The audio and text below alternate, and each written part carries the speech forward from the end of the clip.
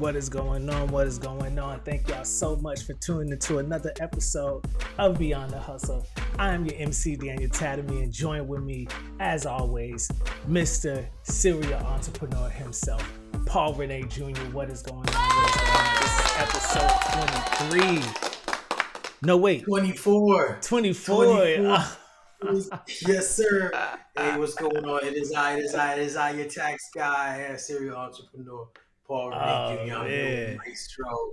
You know how it is and how we get down. What's going on, Daniel? Yes, how you been, man? We missed last week, didn't we, man? Yeah. We missed last week, but we back. That's now. all my fault. That's my fault. I apologize.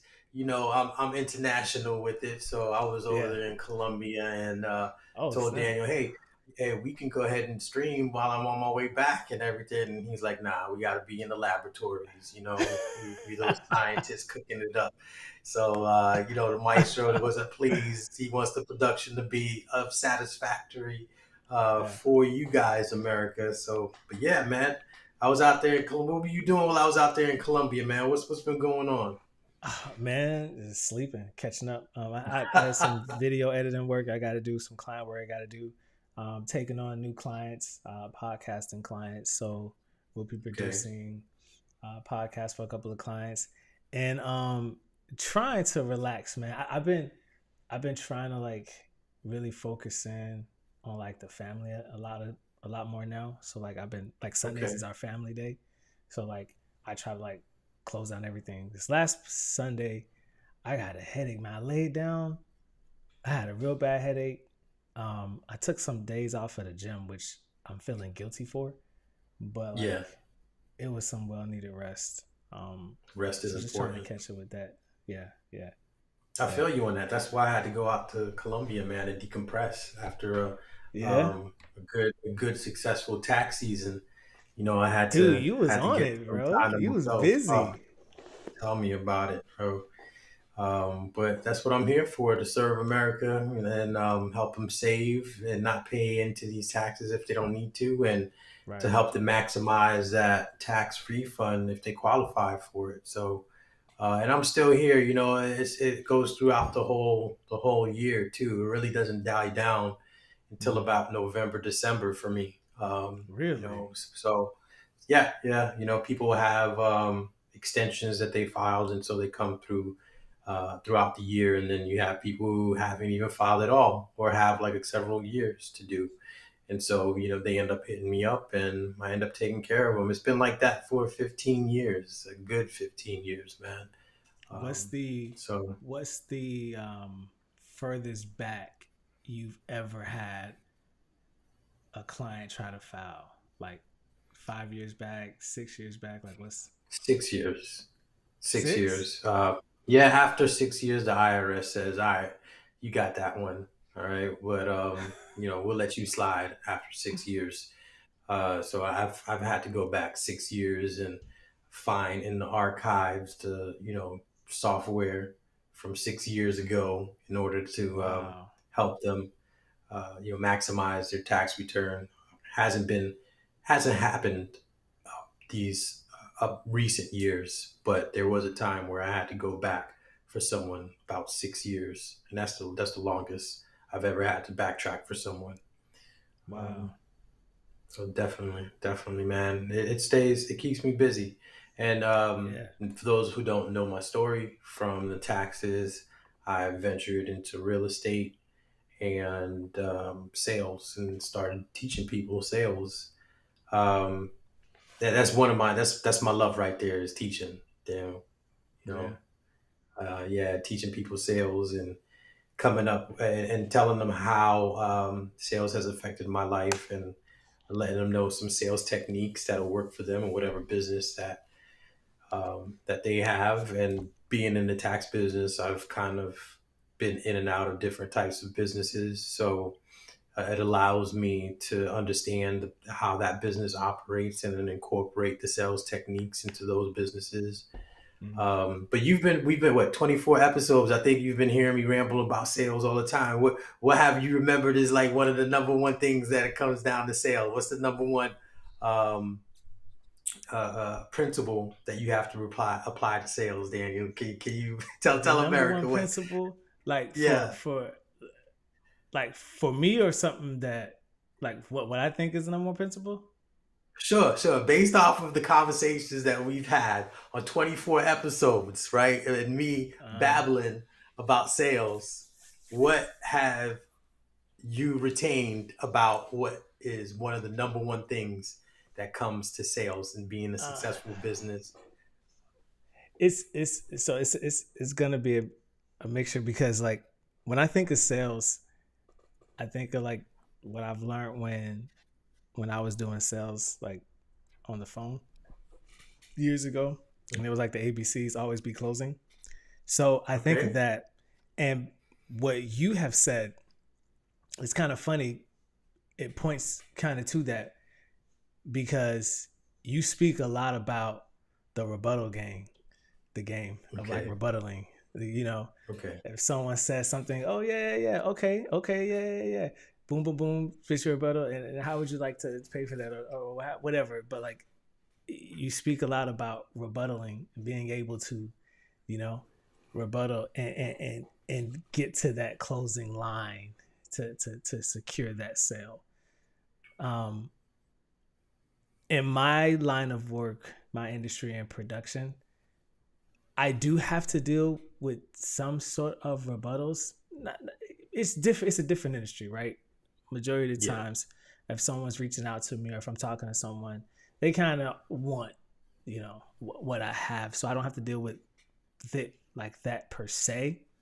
Yet I do have to find a space where I make them comfortable in whatever part of the process they are on their like production journey. Like, say maybe they have a budgetary issues or restraints, or maybe they might not need all what I'm pitching. Okay, now I have to like get to a space where it's like, okay, yeah, you don't have to produce on this level. We can scale back the production to get you what you want.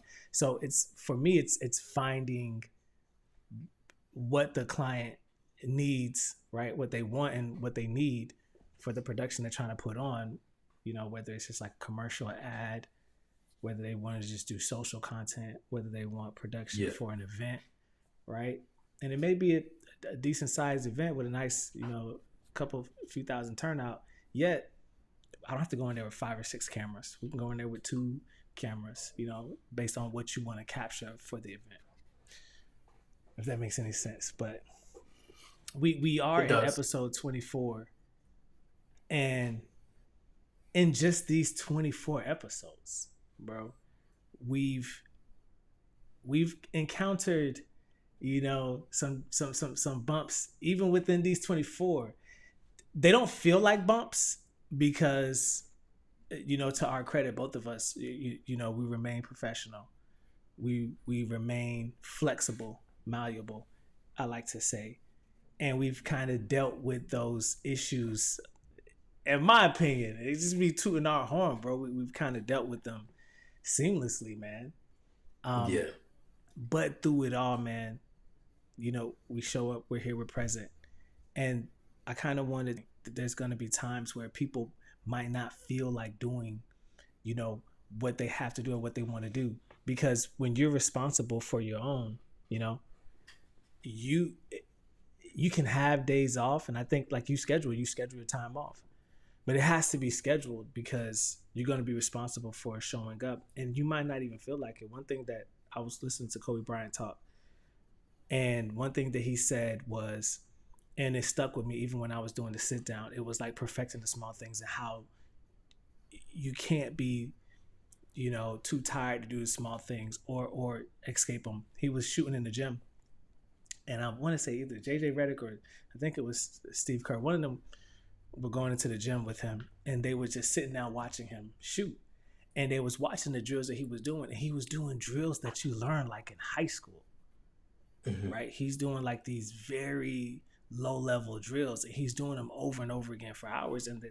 guy, by the time Kobe was done and he's drenched in sweat, and he asked him, like, you're Kobe Bryant. Like, I wouldn't think you would be doing those basic drills. And he's like, that's what kind of sets me apart. Like, I never get tired of the basics. never get tired of basics, never get tired of doing the basic work, you know, that sets the framework for your success. You know, people always feel like they may be too good to do this, or I'm too good to practice that, or I'm too good to, you know, keep doing that. Those basics are what got you there. And it's your ability to master those basics what kind of framework you and put you in the space for like this ultimate success and being able to sustain. So I kind of want to, you know, speak on that, man, a little bit for the people out there that may be dealing with certain things or becoming too elevated, they becoming jaded with what it is that they're doing. Um, be consistent to it, you know? Oh yeah, oh yeah. Discipline is very important. But let me backtrack on what we were talking about with sales, though.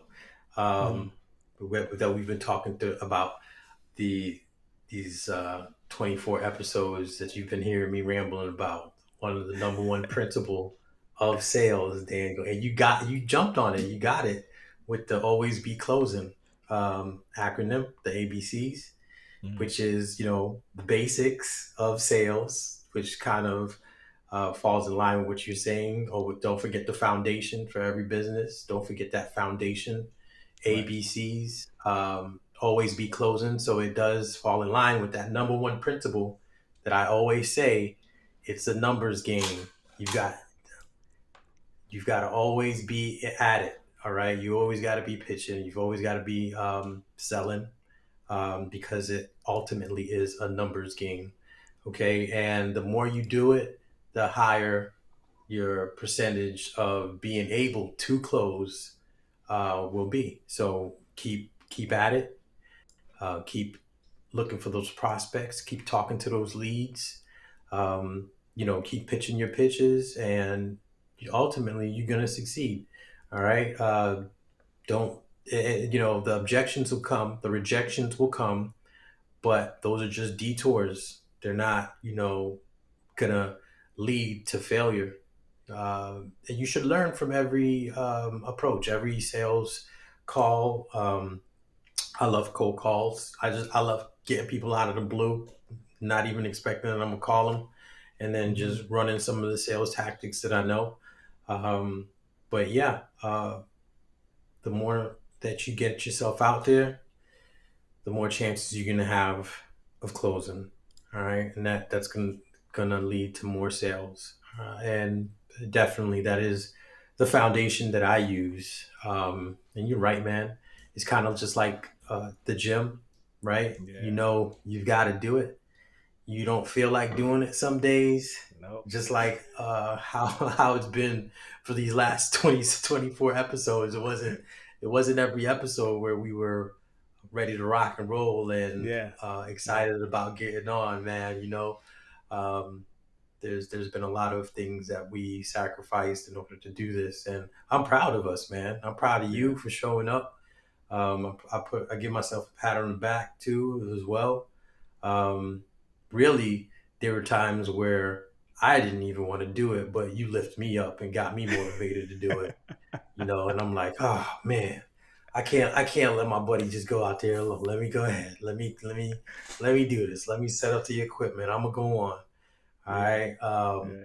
Where's my cigar? You know, and so I just and then just quit at it, man. You've been motivating me, and I think, you know, it is probably likewise. I'm not sure if I have.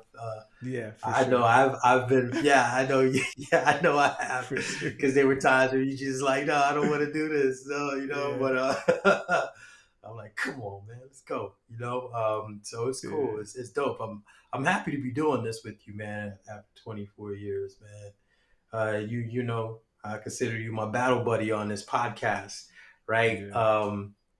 What I want to know is what wave would you be? You know, as a battle, you know, we got to go ahead and you know, confront this gorilla in the room, right? So out of 100 men, you know, you've heard about that. That's going on, right? Oh Out of yeah. 100 men, right? Against one gorilla, one huge gorilla. Out of what wave do you want to jump in? What wave would you jump in? The first, second, Oh third? man. Out of Hell 10 no. waves at Um 10 men apiece, because you can't just jump a gorilla with a no. hundred men at one time. It had to Nah, be nah. within, you know, groups of 5 or 10, but let's say 10 at the most, right? What Um wave are you jumping in? The I, first I'm a wave? no, I'm on wave 10, bro. Wave 10 with me, I'm yeah. gonna wave 10, bro. I'm gonna wave 10. I'm gonna be man number 99. I'll be the 101. I'll be like, go ahead, Daniel. You got it. You got this. Yeah, right, dude. I was talking about that. I talked about that. I did a video talking about it because I the first time I saw it, somebody on TikTok was talking about it, and they were saying how like, you know, that the humans would like tear up the gorilla, and I'm like, okay, we're talking about like humans, or we're talking about like men, right? You know, and then what level of training are the humans or men? Like if we're talking about 100 men, right? What shape are these men in? Are they like raring to go battle shape, or they're just like, we're gonna go to Walmart and pick 100 men? You know what I'm saying? You know, it's like what shape? You know, what type of men are we talking about? Because I don't see that. I don't see that going the men's way. You know, especially if there's no weapons. Because I don't see how your punch or kick, like all you have is your hands and feet, and you have to hope that force is enough to like do some damage. I don't see it happening, in my personal opinion. The type of men that is going to be needed to take down this gorilla is the same type of men that were in Vietnam, World War II, the type of men that are willing to sacrifice their life for that cause, the brave men that stood up on the front line that know, hey, this might be it, but we're just going to have to go at it and give the best that we can, right? You know, way braver than me, because I'm not feeling real optimistic about this mission. I'm going to just fall back and wait until hopefully this gorilla wears himself out to death, maybe catches some cardiac arrest or something. That's right? The only hope we got. Die out of natural causes. And then I stand on his chest and be like, yeah, I did it. You know, just out of sheer exhaustion, right? Not out of physical harm from a fist. I don't care how hard you hit, right? I mean, have you seen one of their skulls? I have not. In comparison, it's like, let's think about it, right? Just think about it. In my opinion, right? When I compare it, it's like me going against 100 5-year-olds, and they're going at me and punching at me and everything, right? And biting at me. It's gonna hurt, but I don't think that's gonna stop me, bro. I got 100 blows I can throw. You get what I'm saying? So and one blow of this gorilla is devastating. I mean, they literally can just grab you by the skull and just crush it. That's what I'm saying, bro. Like everything that gorilla does is going to be done with the maximum pressure, maximum force, maximum damage they can muster.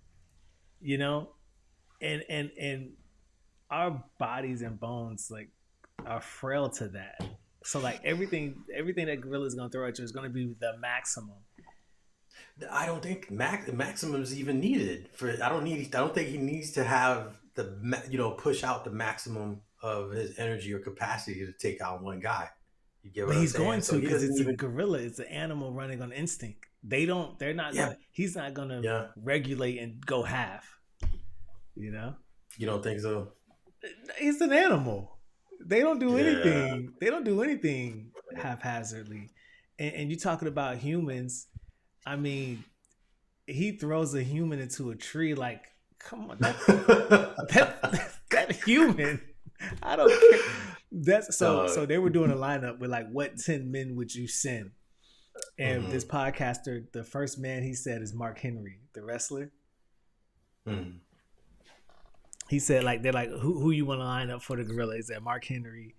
I forgot who else they said, but I'm like, I don't know who you want to throw at it, because I don't even know if size or muscle is. I just don't see that going any type of way. Nah, man, come on. He'll take guys like Mark Henry and use them as a nunchuck to hit off the other guys. He just as his eyeballs come out of his socket.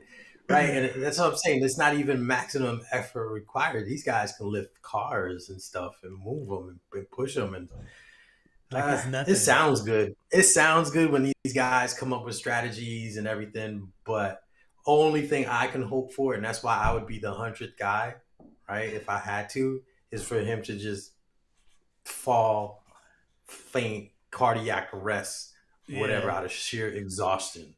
Because they're big too. I'm pretty sure they get worn out. Yeah. Even then, right? What if he could just take a nap and I still wouldn't even have any type of effect on him? Yeah, like, you what can am I be gonna hitting do? them, man. Like, dude, while he takes a nap. I don't see that.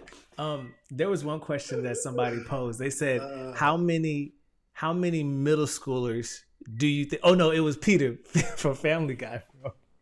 So yeah. Peter Griffin is doing a podcast with his friends, you know, Quagmire, Joe, Cleveland. Is this real or no? Family Guy, the show. Okay. You watch the show Family Guy?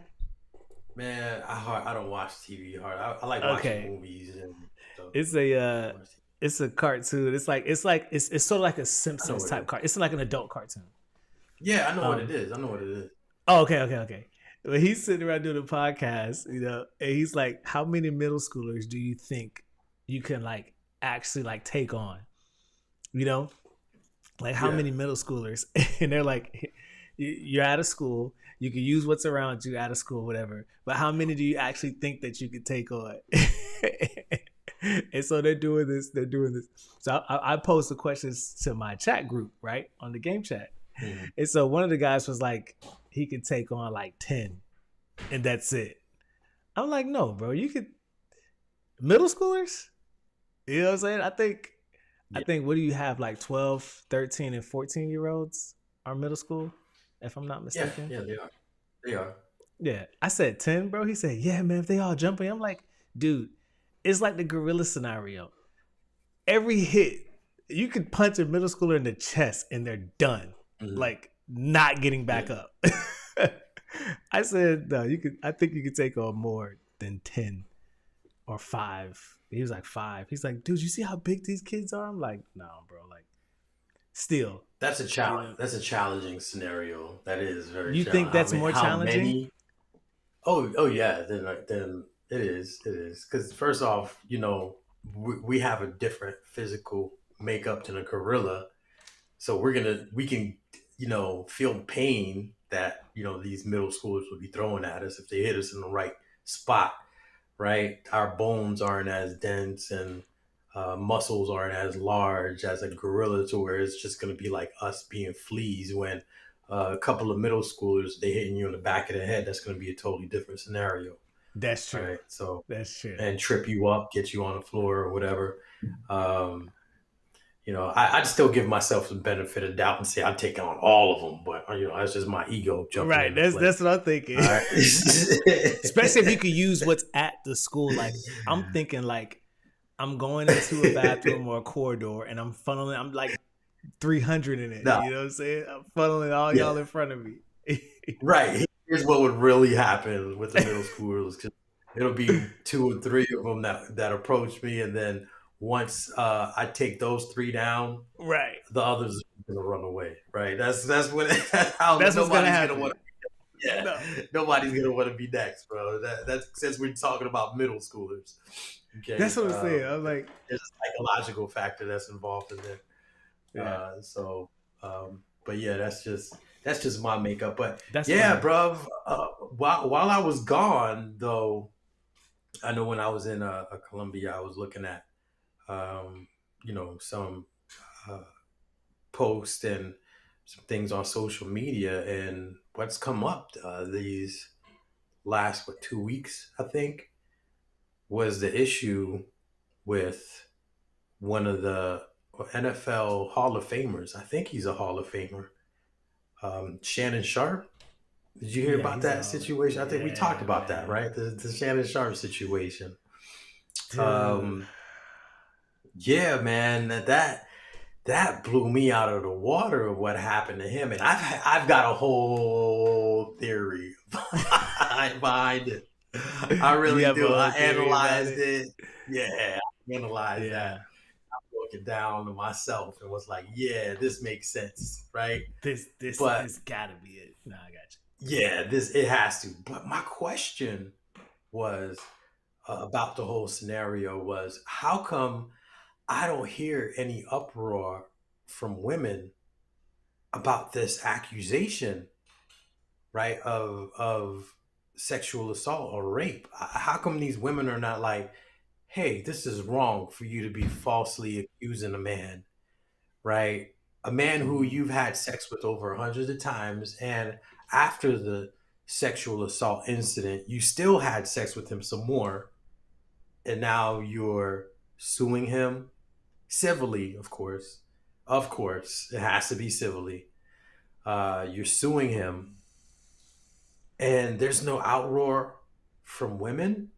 That's what's confusing me because I would think that women would want society to believe them when they legitimately have an accusation that they want to come forward with, rather than having people question their accusations. And this situation is highly questionable, and it should put dirt, right, in all the other accusations that follow, because now if you can just accuse someone falsely of sexual assault in the manner that it has been approached, to where she felt like she was assaulted, but then yet she's still comfortable dealing with the man afterwards.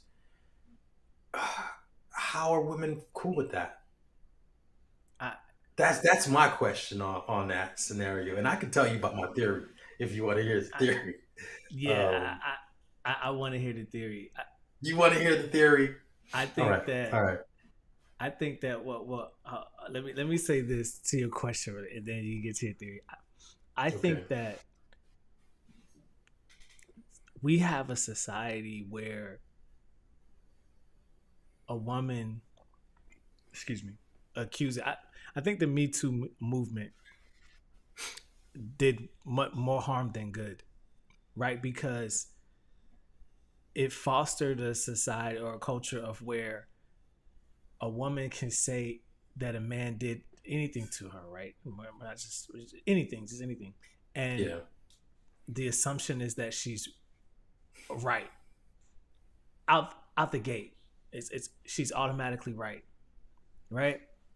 yeah, Until until so, and I think I don't think that it bolded women too well, because once the Me Too movement kind of ran its course, that type of rhetoric is not sustainable over a long period of time. You can't develop a healthy culture with that, right? So there's no space for that to live. You cannot have a constructive culture, a culture that moves forward, in a positive, manner, where men and women are relating to one another and getting along, where the fear of a Me Too is looming out there. Men aren't going to be down for that. You know, right. they're not gonna play that game. Men are not gonna play that game. That they're not gonna want to do that. So you saw men kind of sticking together in that Me Too movement. I'm not saying that there aren't cases where women were being taken advantage of and something should, the man should have gotten in trouble. What I'm saying is it was just too much, right? Yeah, It was just too much. It was just oversaturated, and you had these stories coming out, and a lot of them, were being found to be false. Cases hmm, thrown out. You know what I'm saying? Very prominent cases. You had ones where the men were, but I don't even, while that was going on, you didn't even. Can you remember cases where the men actually did do something? I'm not saying that they no, didn't. I'm just saying because the ones that were being false and lied on was just so loud, right? It was just so many of them. So now she comes out, and I don't think Shannon did anything either. I really don't think he did. Like, based off of what's coming out so far, it right. it just sounds like it's just a smear at this point, and he's gonna have to, do the little song and dance yet. I think he'll be okay. It does put an asterisk on his name, and that's the thing about it though, which I don't find fair, because when she gets called, when what she says does not hold up in court, right, and it does get thrown out, he may have to pay some type of money, but not because of what I think he may do it only because like he's like, all right, whatever. If he Right. even does, even if the judge even says he has to, which he might not, I think Shannon's gonna get off. He's gonna forever have an asterisk by his name. That is what I don't think is fair. That No, it's when not. these men are found innocent, when does the court come after the woman now? Yeah, Right? but And that's what I don't like. how is the courts going to go after her? Because it's a civil case. They're going to have to be able to go after her monetarily, and she's like what, 20 years old? There With has to be a how way. There has to you be a get way garnish your that wages for until you're 50, right? Get a I don't percentage of your paycheck from OnlyFans until there you're has to 50. be something that discourages these women from lying on these guys. Like there has to I be agree. something. I don't think that it's fair that you can put a man in court or put a guy in court, especially when they're a prominent figure. That's defamation of character, bro. Like Shannon Sharp is now he's sitting down from ESPN. He's going to be Yeah. found innocent, right? He's going to be found innocent. ESPN might not take him back, even if just because it's just a Oh, high profile case. Look what happened to Jonathan Majors. He's innocent. The dude got off for everything like that. You know what I'm saying? Disney's not picking him back up and putting him, making him nope. King the Conqueror.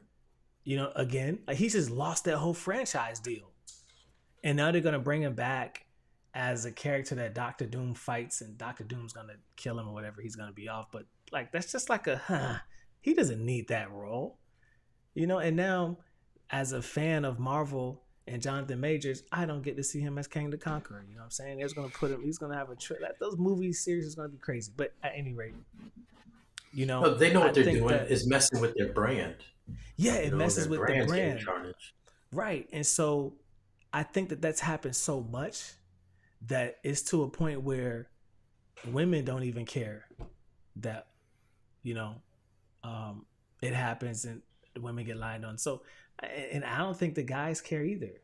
You know, it No. kind of sucks, and that's the problem because now when a woman actually does have an issue and Hmm. something actually does happen to her and she does have weight in court proof and something does happen, people are gonna just have deaf ears to it because it's gonna be like, oh my That's gosh, what I'm. another case again, and That's what I'm that is what I saying, think is Daniel. messed up. That's why I'm wondering, why are women quiet about this? How come they're not in an uproar about it? Because it's not going to allow them to be able to be trusted, especially if something really does happen to them. People are going to look the other way, like, oh, here's another one. Here's another one trying to, tarnish a successful man's image and brand just because she wants a payout, whatever, right? And so why aren't women at an uproar of it? But look, let me tell you my theory. And I'll try to make this fast, okay? Yeah, yeah. Because it's kind of a I was long one. gonna say this real quick Good. before you get into it. They've already tuned out, bro. I They think have, you think? The Me Too movement put a lot of people to sleep with this, bro. That's why, if you notice, even with I, ESPN, there's a high chance that they will pick him back up even after this is You over. think so? But look at what Okay. they did, bro. They didn't even drop him. They just said he's going to sit down to the start of the football season. Because they know it's We, BS. but that's my point. That's exactly what I'm saying. Brands don't just sit you down; they would let you go. That's what I'm saying. The desensitizing has already happened, bro. That's what's happening then. Yeah. They're going to That's be it. It's bro. desensitizing society to listen to women It's and already, listen to bro. their accusations. Man, it's already upon us, bro. ESPN, which is Disney, just said, "Go ahead, just sit down to the football season." You know what I'm saying? So I think Yeah. that it's already in a bad spot, bro. I think the Me Too movement did more harm than good because it paved the way for the liars, man. And what did we say? What I said last time, the liars are sitting too close to the women telling the truth, man, and you just can't tell Oh the difference man, you anymore. can't tell which one was who, huh? You can't tell the difference Jesus. anymore. But go ahead, say your theory. I want to hear I don't know where to start, man. it. I really don't know where to start. Okay, well, I do know where to start. I do know where to start with this theory. I think in the case of Shannon Sharp, and this is just for entertainment purposes. This is my theory. I didn't. Nobody told me or anything like that, and I don't have the inside scoop. But just my analytical mindset, putting pieces together.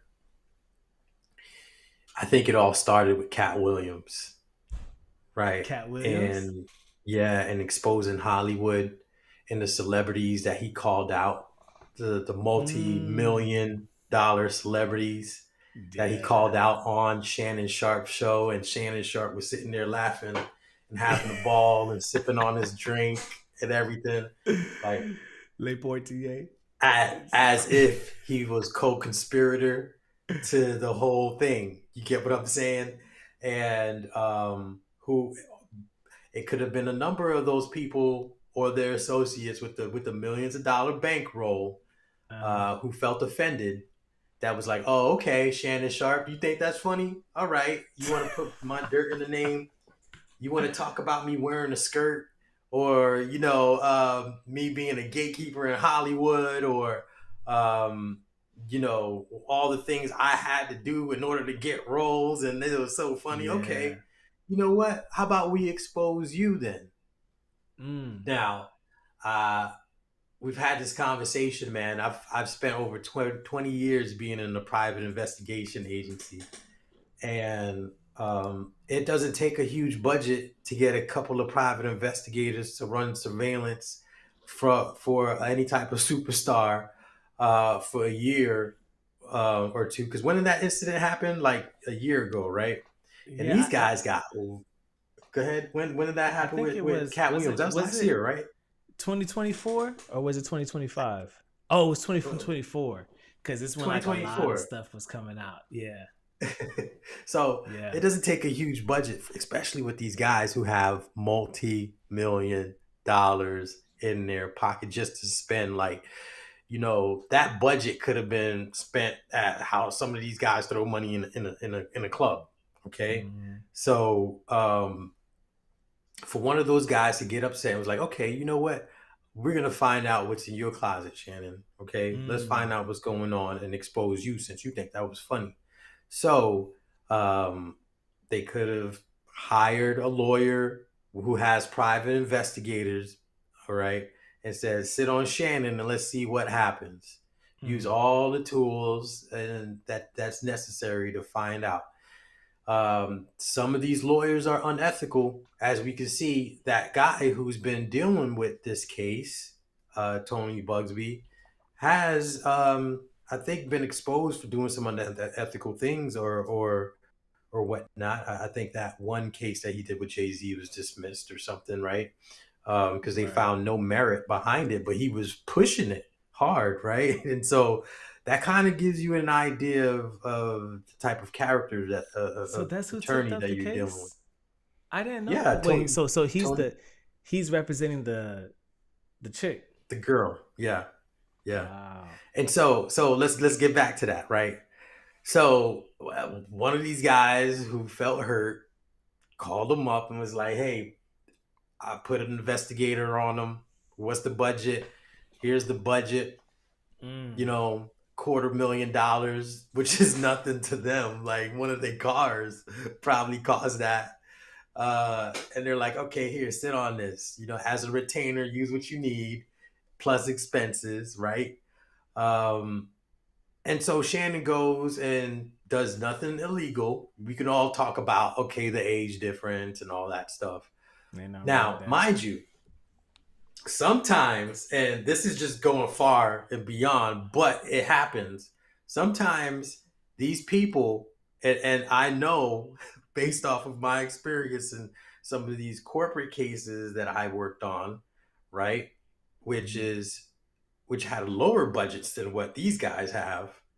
sometimes they can plant somebody in a situation for them to get caught up. Kind of like entrapment, you get what I'm saying? Yeah. So, oh, Shannon, you're into this? Let me get her into gym membership. Not saying that's what happened, but Right. Right. that's the Right. tinfoil hat thing on my head, right? Yeah. Yeah. But let's say that didn't happen.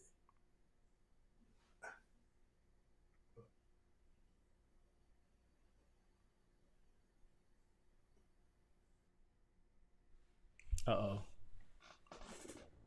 All right. So we lost Paul. We're going to try to get him back.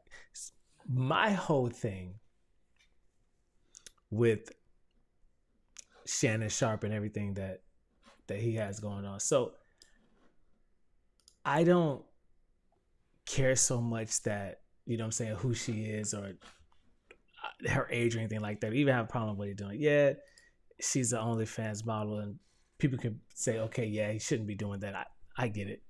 Form prostitution or whatever. They were supposed to be dating or doing whatever like that. I don't know. You're Shannon Sharpe. You know who you are. You know what you stand to lose and what you have to lose. You have to move differently. You can't move the same way that anybody else moves. You don't have that luxury to move that way. You have to move differently because you are Shannon Sharpe. You know what I'm saying? And what I was saying, Paul. Yeah. When you I don't know what happened. We got connected. Nah, you're fine. What I was saying was, I don't have a problem with what Shannon Sharpe was doing. You could say it's unethical, form prostitution, whatever. Whatever. That's neither here nor there for me. What I'm saying is, come to find out. Oh, go ahead. What I was saying is, you're Shannon Sharpe. You have way more to lose than most of the women that you're going to be dealing with, right? Unless you're dealing with another former celebrity. Shannon Sharpe, this man is in a moment right now. He's in a huge moment right now. You have to move differently. You have to move differently. You have too much at stake. There needs to be paperwork. There needs to be NDAs. There needs to be gags or I don't know what type of paperwork you got to put any female on. There was something that came out. Michael B. Jordan said it about when he was dealing with Steve Harvey's daughter. She makes every guy that she deal with sign an NDA. Sign of paperwork. Course. You have every to dude on that she level, deals man. with. And she's not even Steve Harvey. She's just the daughter of him. Yet, right. But she still has a following and a platform to some degree. She still has a platform. Even being not just only her. that, the guys that she's dealing with is going to be exposed to her and her lifestyle and her father apparently, and they don't want you to talk about what you see. That's true. They don't want you to talk about the family business. That's true. Man. So yeah, kudos to her for doing that and caring enough about her family, not just her dad, but just her family to say, I want to protect that. Who knows what type of conversations her and Steve has had. But anyways, Shannon should have had her on something, bro. He should have. And I don't disagree with you on that, right? But like I was saying, I don't know where I cut off at, but I think one of those guys hired Tony Bugsby and his team to get on to, finding out dirt in his closet. Yeah. Shannon decided to go ahead and mess with that girl that he found in the gym, whether she was planted there or not. That's tinfoil hat. Me thinking maybe she was planted there. So that's when they met in the gym? I didn't know that. Yeah, in the gym or something. And man. So he decided to have her around and pay her for role-playing activities. Okay. Role-playing activities, rough sex, that type of stuff, dominatrix, whatever. Fantasies. All the kinks fantasies and stuff that he had. Yeah. Nothing illegal. He asked her to sign an NDA. She said no. Okay. After 100 sessions that they had, one of those sessions, she was mad that I guess he didn't wear a condom. Plus, the way he was going about things, she wasn't happy about. Right? Don't want to get too explicit in detail, America, because you know it already. It's been like 2 weeks ago. But then she continued to see him. Right? She continued to see him. Then that thing that happened on Instagram where apparently he left his phone on live, which I don't know how that happened, right? That's kind that of was like crazy. so hard to happen. He kept his phone on That is live hard while to he was, while he was having sex with Michelle. And that incident caused her to be jealous and embarrassed. And so she tried to extort him for $50,000. And Shannon said, no, I'm not giving you $50,000. That's when Tony Bugsby and his team knew there was something that shows up. You know, they had to play. And they sat on it and sat on it until it was announced that Shannon Sharpe had this $100 million deal going on. Crazy. Then they contacted her. It was like, nah, 50,000. We could get you 50 mil. did you know he's got 100 mil going on right now? He's got 100 mil contract. Let's take half of that. You deserve it. You deserve it. Pain and suffering. Right. So they approached him and said, we want 50 mil. He's like, no, we're not doing it. I'm going to give you 10 mil instead. Yeah. I'm going to give you 10 mil instead. That's what he said. He came back with the counter came back offer. With 10 mil. He wasn't supposed to do that. The counter offer. I know that. I know. But he didn't want it to come out in the public. They were extorting him. They were like, 50 mil, or we going to put this out in public. We have receipts.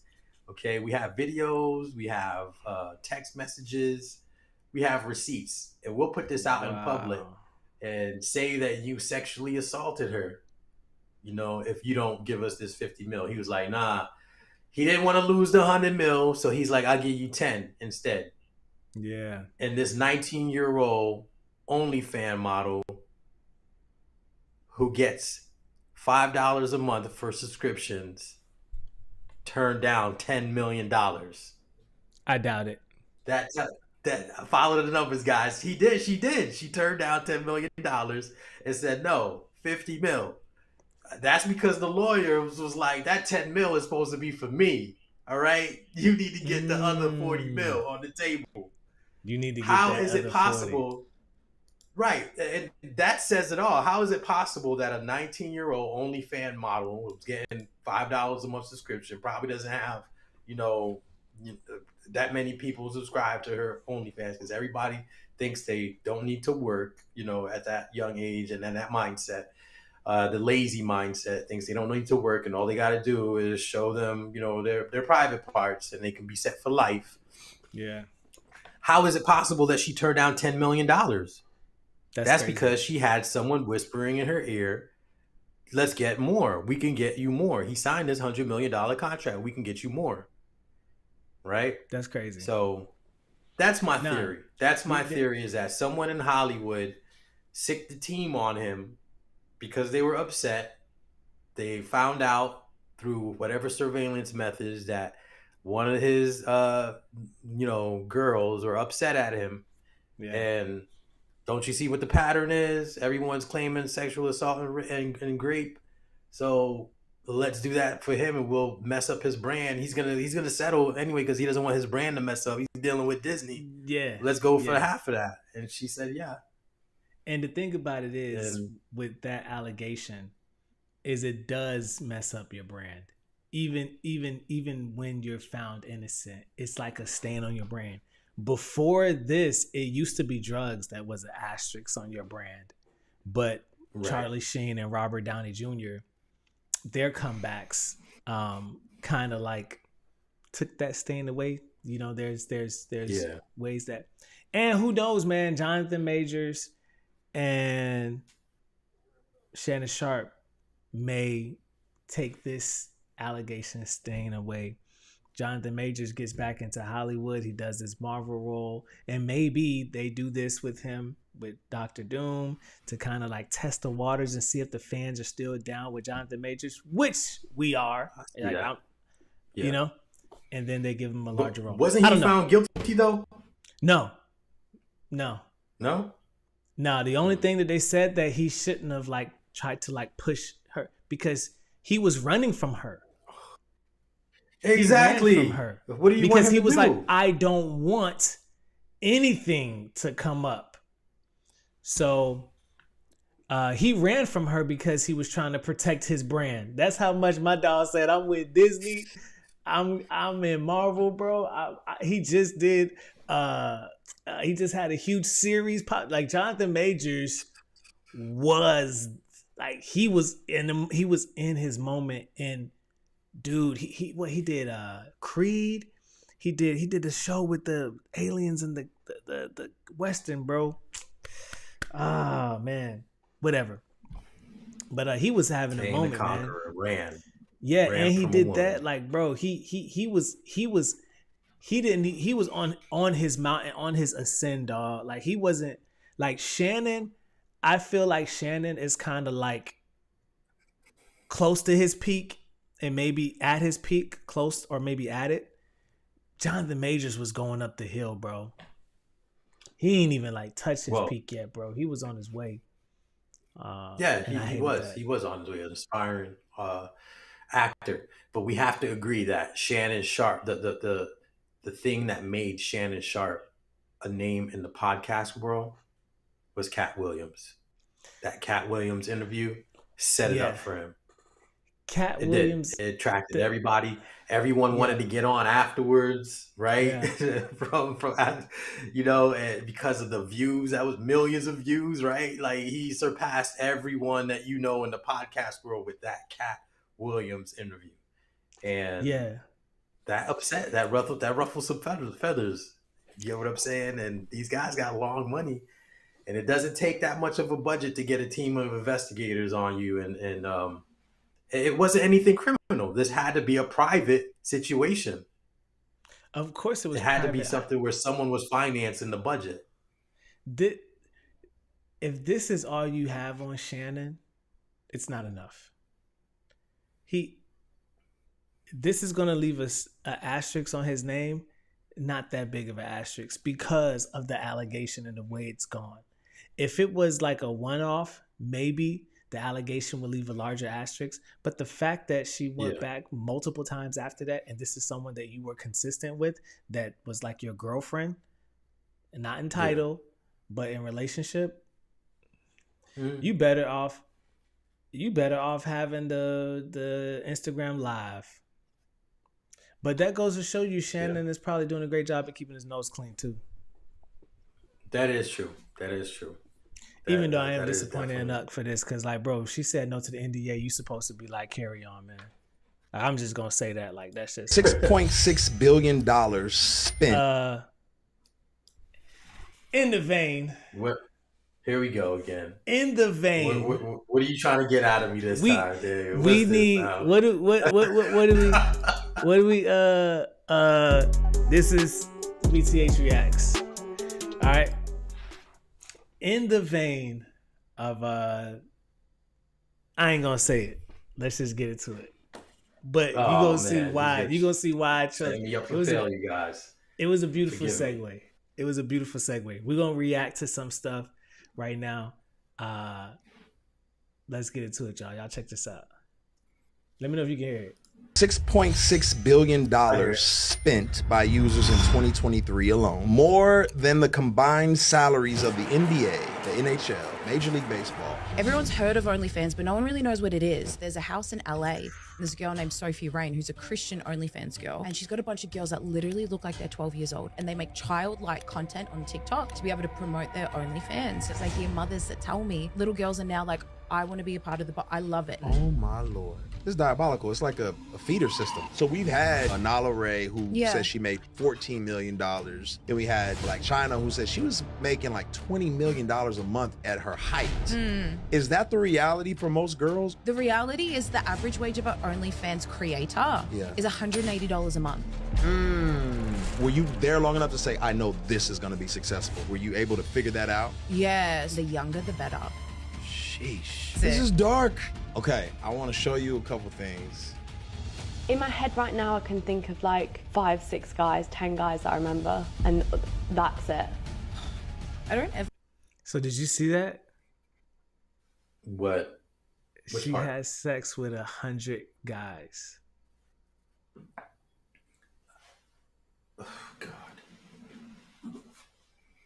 If you look at the top, see?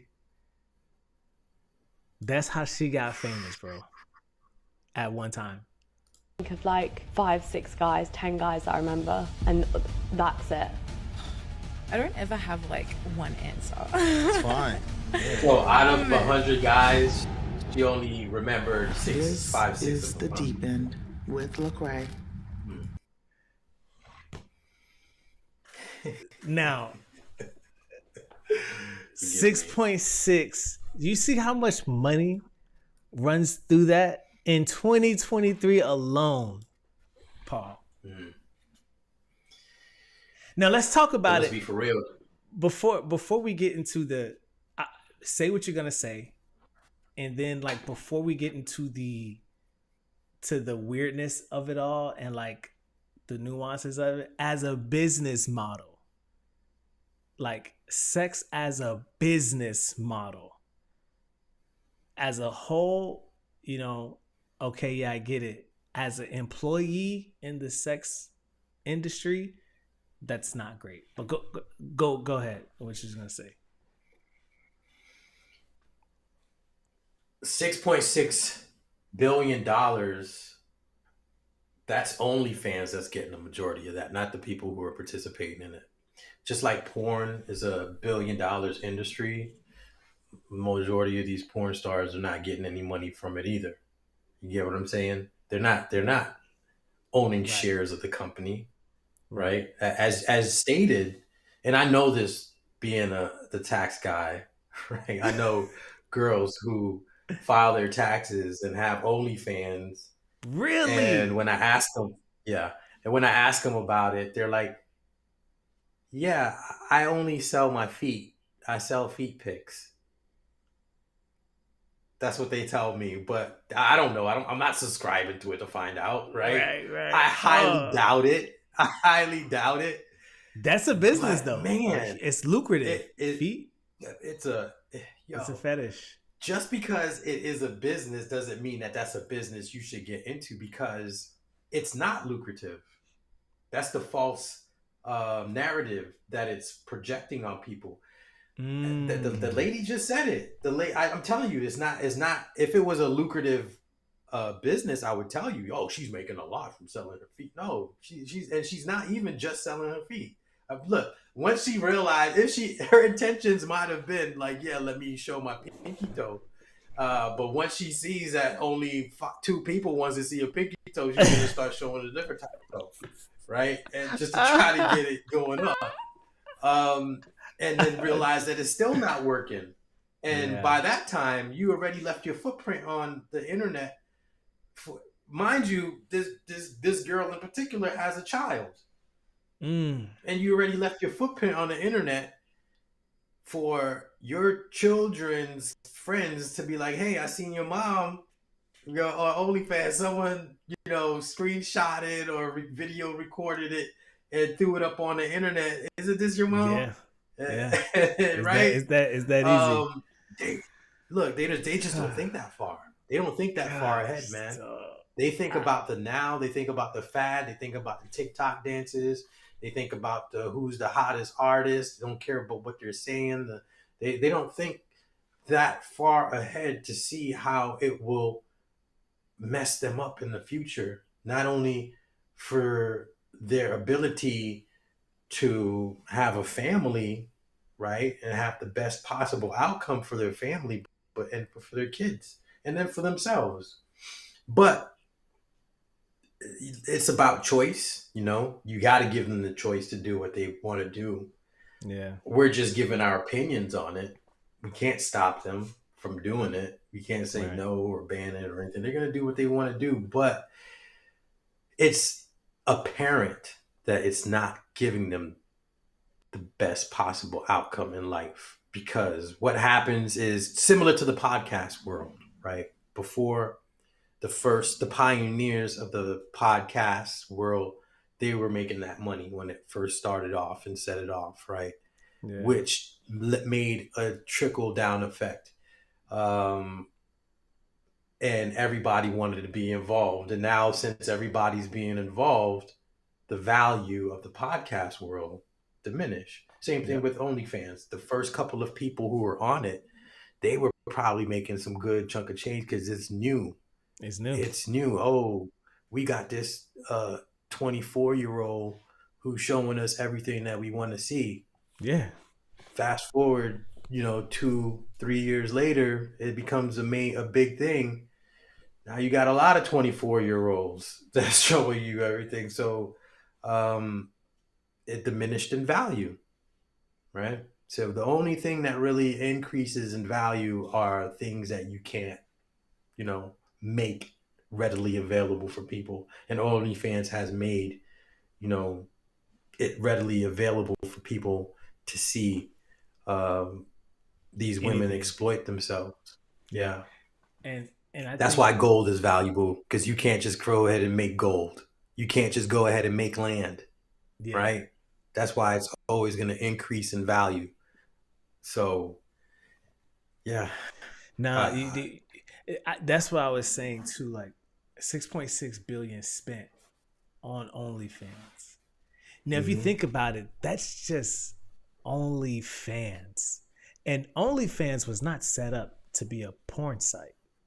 That's not what it was set up for, and OnlyFans does not just have, porn content creators. I think like the number one highest paid OnlyFans account is owned by a black dude who does like financial and tax, and he does like financial information.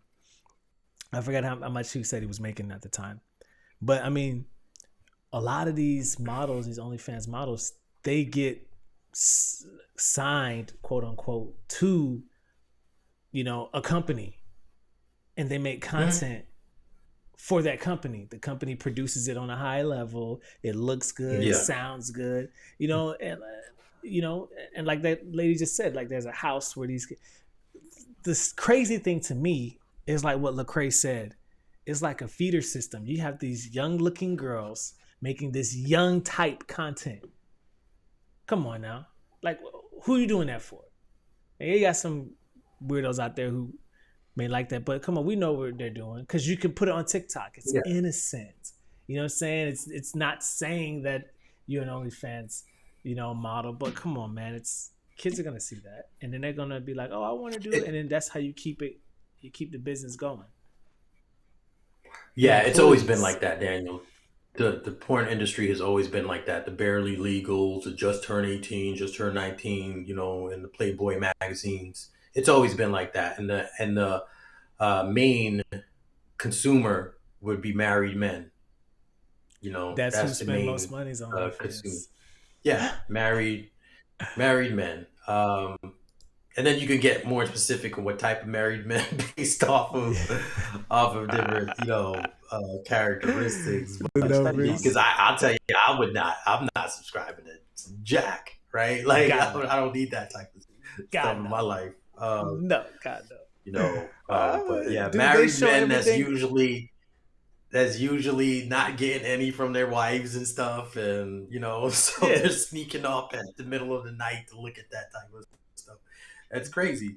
God no. But they're showing it all on Instagram, bro. They show it all on Instagram. That's a whole other conversation. But to each his own. But dude, this one is interesting. This guy likes getting me in trouble. What else you got for me, man? Oh, boy. You did, bro. You did good on the last one, dude. We had a lot of people agreeing on your take with the lady. Yeah, but had still, her son twerking. A lot of people agree with us, bro. I'm gonna tell you what they was more tripped out about. They was like, after that video, you guys had a serious conversation. That's what they was laughing about. They was like, how y'all just gonna have a serious conversation after that? And I'm like, after bro, that video. it's not funny. It bro. is a There's nothing serious funny about that. conversation, though. Exactly. It is serious, man. Come on now. I don't think any man who has children would like to see their or boys. Any men who has boys want to see their boys acting like that. Any heterosexual alpha male type man wants to see his DNA falter that way, man. I don't think so. Now, what I didn't show you was there was this video of this black guy. He pulls up to his baby mom's house. He's in a nice blue suit. He's about to take his child to the prom, and it's his son. Full long hair and a full dress. And the son's Oh my crying. God. Hold on. Say that one more time, please. Can you say that one more time for me, please? I need to absorb this. I need for real.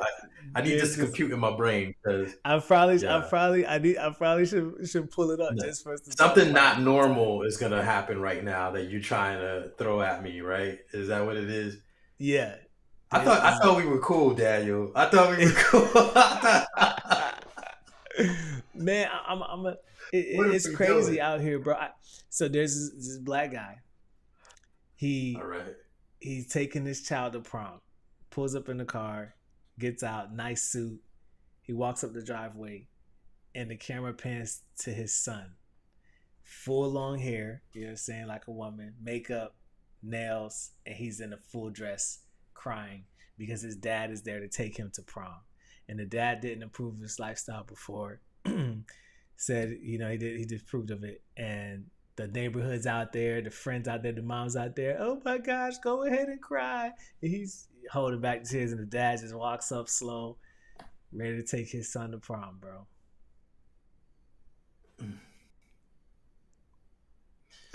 Okay.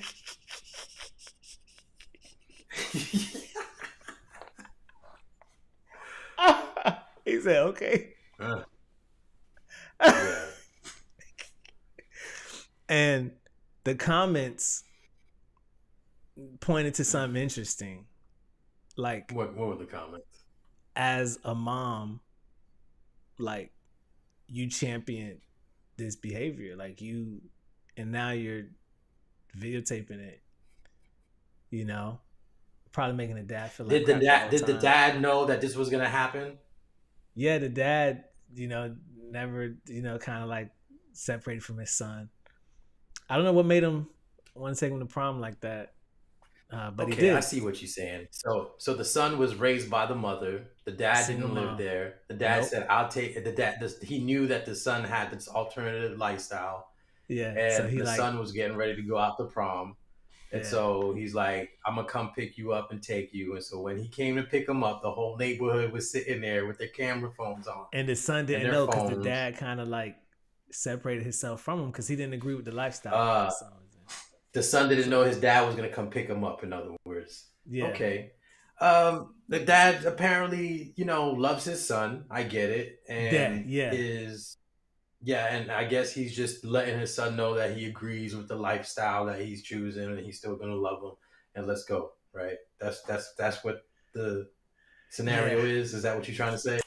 Yeah, and the look on the dad's face as his son is crying and doing all this, the look is just like let's see it. Let's see it, Daniel. Let's not hold the surprise from me anymore, dude. Okay, you know what? Is this what's going on? Because okay, you know what? Let me not see it. Let's not do it. Let's not do that. Okay. Because I really don't. Okay. Yeah, that's just not. I'm not into that. I really don't want to see that. I really don't. I think that bodes a whole bunch of. Yeah. All right. Let's get into this one. I'm probably gonna bring it up on you. This is a different one, right? This is a different. Right. This is a different one. Okay, good. Let's see the different one. Been studies on this. Local news overrepresents black folks as perpetrators, overrepresents white folks as victims. So the message that gets sent is they're dangerous, and specifically to you. They are not only bad people, they're going to hurt you. So therefore, we want to keep them on that side of town. We want to keep their children in those schools over there. We don't want to work around them. We don't want to live around them, et cetera, et cetera. So I think that message comes through loud and clear in the way that media represents people of color. You know, whenever we, thinking about Tamir Rice, the 12-year-old child that was shot in Cleveland by police, when that happened, what did they do? The first news story in Cleveland that made a big splash was about Tamir Rice's parents and the history of domestic abuse and criminality among his parents, not about the cop that killed him. We talk worse about black victims than we do white killers. What did we say about Ted Bundy? Oh, he was so smart and he was so quiet and he always seemed so nice. Every time one of these white boys goes and shoots up a school, what do we say? We had no idea he was going to do this. So we talk better. We have more sympathy for white folks who commit mass murder, bury bodies under the house, cook them up in a soup pot and eat them, right? Than we do black folks who were killed by police. We start digging for every bad thing they ever did. We want to know if they had a juvenile record. We want to know if they'd ever been arrested. That's what the media does. And until that changes, I'm afraid white folks will stay in denial, and it'll be very hard for us to move forward, whether we're talking about cops or just average everyday folks. That man said a mouthful, bro. I'm not gonna lie to you. Yeah, he did say it. He did say a mouthful. He cooked just then. He did say a mouthful. I mean, the reality is the violence occurs in whatever in close proximity in the environment that you live in. So if it's a predominantly white neighborhood, it's going to be more white on white violence. If it's a predominantly black neighborhood, it's going to be a lot of black on black violence. The thing that I say about it is the media is going to pump out whatever is going to get them the most ratings, right? And whatever's going to cause the most trouble. Yeah, that's really what it comes down to it. I tend to ignore that type of stuff because the more attention you give to it, then the more they're going to be pumping it out. That's what comes down to racism and the effects that it has on people is the attention that you give to it. If people want to see something different, be a difference in the environment that you live in.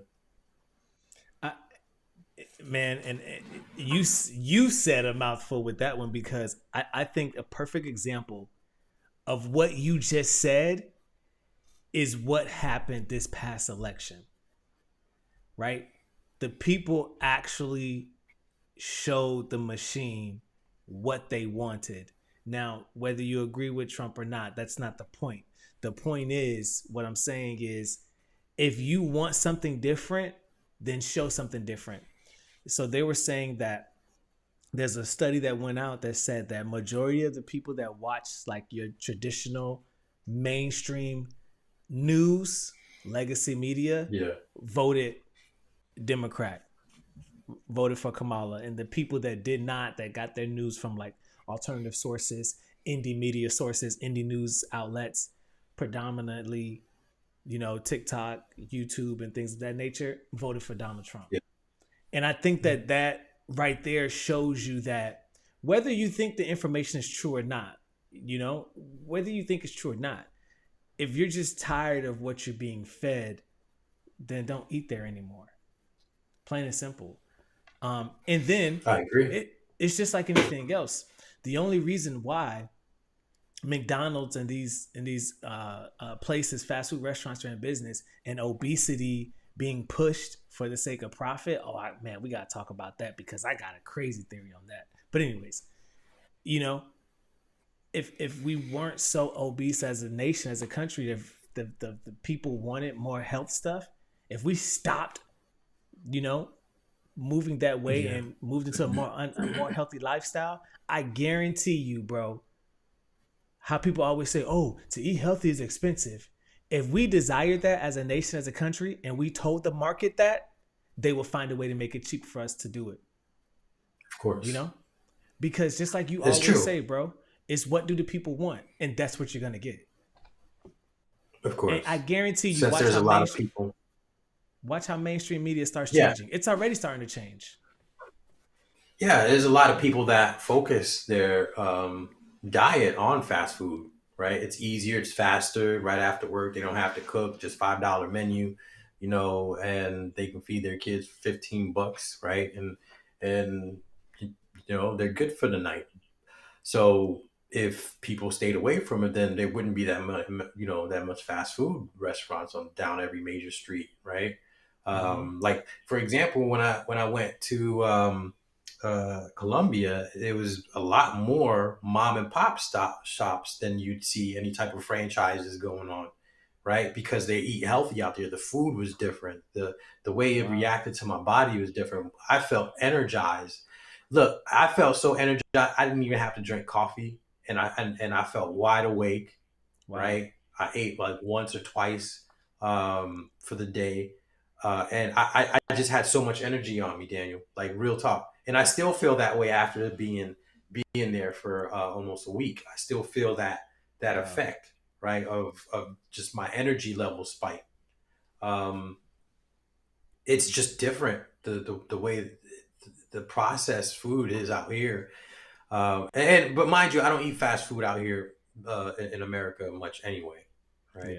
Yeah. And top it off, I didn't even see any obese people out there. Wow. And I was paying attention. I'm not surprised. I was paying attention, dude. Yeah. I didn't see that many. I didn't even see. I don't think I seen one.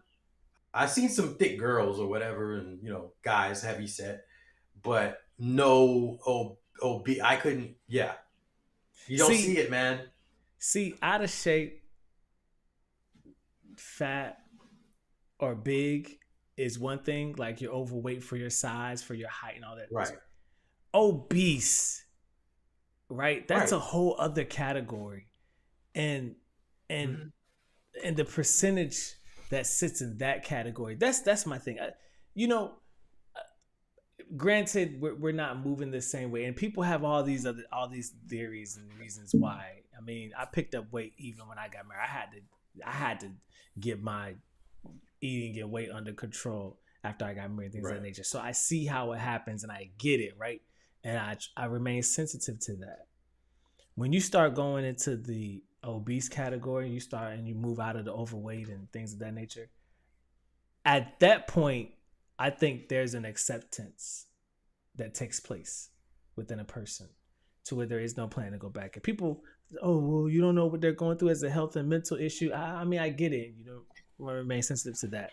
So I understand it. I'm not blaming or bashing people in that. I'm just saying that the way our culture and society is set up, we don't give way to the healthy lifestyle, man. It's just not. Well, here's my theory, and it's just a theory, right? Some people can do drugs and not be addicted to it, right? I mean, they'll probably get hooked for a little bit and then say, hey, this isn't working for me, right? I'm seeing that this is destroying my life. Let me stop. They might smoke cigarettes for a little bit and say, I feel this in my lungs. This isn't working. My, lung capacity seems to be lowering. I need to stop. Some people can do that, but there's a lot of people that's hooked on cigarettes. There's a lot of people that's hooked on drugs. When it comes to these foods, they have so many chemicals inside of it that keeps people addicted to it that they can't get off of it. And I know it's for the fact. One of the, you just look it up at how much chemicals they put in these chicken sandwiches at Chick-fil-A or Popeyes. It's so many unnecessary chemicals in there. I know when I grab, and I've had these sandwiches and I stopped eating them.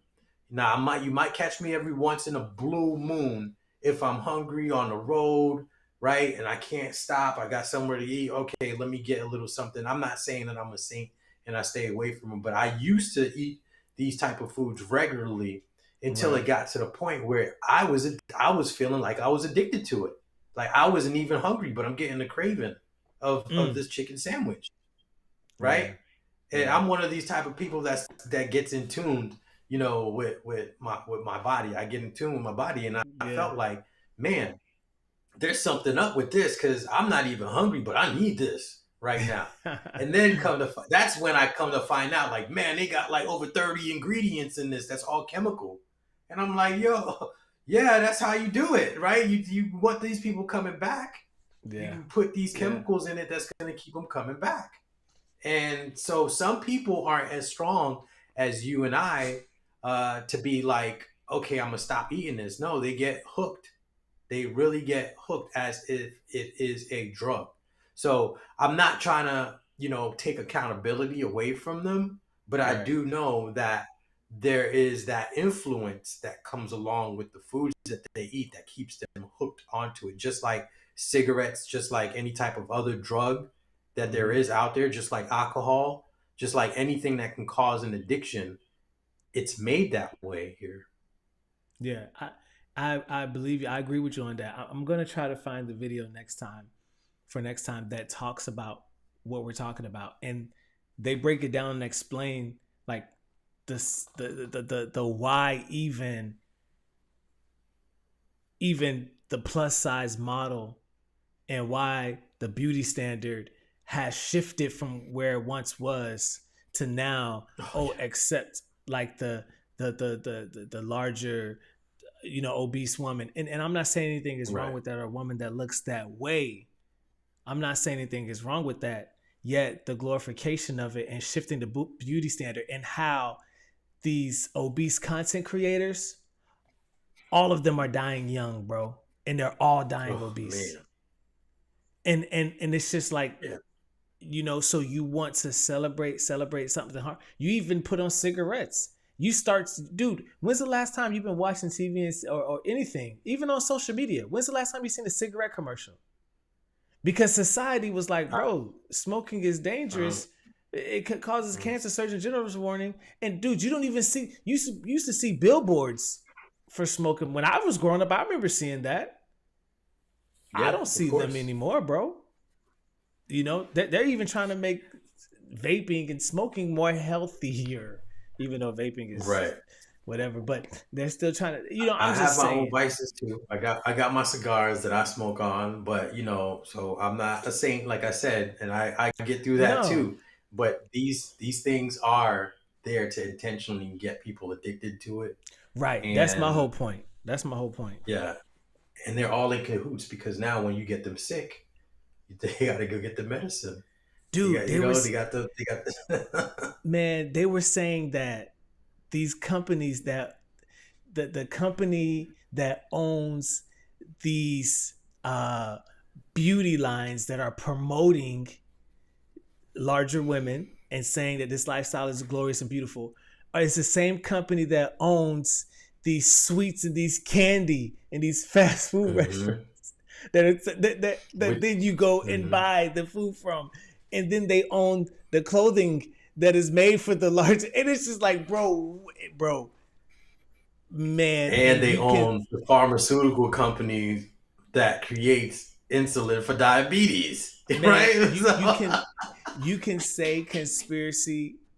I'm gonna show. I want us to watch the video and give our, because bro, it's man, dude. I'm watching this video. I'm like, bro, this gets so real. And what I think is, you can say stuff to the people, but it's just like, dog, like by the time you finally, and now we're getting into the tinfoil, by the time you finally start waking up and realizing that this simulation is like set up against you and you're being marketed to from left, right, sideways, before you start realizing what marketing even is, bro, you're 30 years into the simulation, dude. Hey, 20, Daniel, 30 years into the simulation. That brings it back to business then. That brings it back to business, because it is a business, bro. But if we're being farmed to be consumers, you are, that means you should be in the sales business, because every 95% of the people are out there to look for something to buy. So you can't go wrong in the sales business, right? Only 5% of us are actively in the sales, so we can never run out of any leads. You get what I'm saying? There's always somebody ready to buy. Have you watched the movie The Accountant? Yeah, I have, with Ben Affleck. In the beginning of that movie, he's sitting there talking to their people, and he said, "You make that necklace? Where'd you get that necklace? It's not necklace. I made it at your house." And he's like pushing her into saying that she made it at the house. How big is the living room that you make it in your production floor, and so she could get that loan? Me and Oksana are watching it. I said, babe, bro, it pays in America to own a business. I'm not even saying that you guys got to be making all this money from it. Just have a business so you can take advantage. Because like you said, dude, America is the number one consumer in the world. Like we're the number one consumer. That's why we're able to. Don't get me started on the tariffs or anything like that. And now China's coming to the table. If y'all didn't know, but anyways, so if we are that and we run off of that, wouldn't it pay, or wouldn't you think that you could benefit from jumping on the other side of that? That's all I'm saying, man. I just think there's a benefit to it. You definitely can. And thanks to Paul, taxmoney123.com, who helps me out with that. It's my pleasure. It's my pleasure, and I always make myself readily available to serve America. Even though tax season is, done with, it really isn't done with. I mean, people have filed extensions, but if you haven't been satisfied with the way you filed your tax return or someone else filed your tax returns, hit me up and let me take a look to see if you qualify for an amendment, and I can probably be able to, most likely, I should say, I'd find the best solution for you to be satisfied with. And also, don't forget, we are promoting or able to promote your business on Beyond the Hustle. So if you want your business promoted, feel free to hit us up, and we'll do that. We're looking for sponsors and people to advertise. So let's get out there and get your name out there, get your business out there. Okay. Yeah. Appreciate y'all for tuning in, man. Checking us out, listening to us talk on Beyond the Hustle, man. Love chopping it up. Yeah, man. Likewise. That is City Entrepreneur Paul Renee Jr. And we will be back next week, Tuesday, same time. We are taking another break because my anniversary. So I'll be out of town. Okay. Yeah. Happy anniversary for you and Oksana. Congratulations, you guys. Appreciate it, man. Give yourselves a round of applause. What's up with a round of applause? Oh, man. Yeah, dude. Right? Yeah, dude. Dude, 8 years, man. Happy anniversary, right? Oh, wait. Is it going to be 8? Man, I love what you guys are doing. Either it's going to be 8 or 9 years, one of the two. I think it's going to be 9. Hopefully she didn't hear that. I think it's going to be 9 because for 10 years, for our 10 year, I think it's going to be 9, and next year's going to be 10. And for our 10 year, I'm trying to do something crazy, man. So I'm trying to do something big. So I'm actually going to start playing it this year if she's not listening. I'm actually going to play it. I heard Jamaica. I want to do something crazy. Location. I want to go a little further than that. Like what? Bungee jump or something? Is that what you're talking about? No. I'm saying I may want to go further out than Greece. Jamaica. Greece is another hot spot. I don't know how you did that. But that's what I was thinking about. Literally. I had one of my friends. They're romantic locations, man. Romantic locations. You gotta love it. Yeah, man. So yeah, dude. Thank y'all so much for checking us out. We'll be back here next week, same time, same place. Y'all have a good week, man. We'll see y'all.